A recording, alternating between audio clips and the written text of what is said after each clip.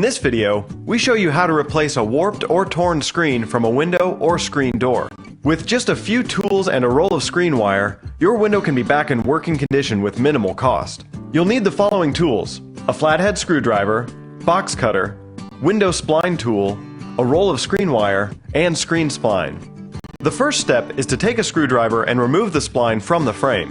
The spline is the rubber-like material that holds the screen in place. Second, roll out the screen over the existing frame, making sure that it overlaps all the edges. Take the spline and unwind it along the side of the frame. Starting in a corner, lay the spline on the groove that the original spline was removed from.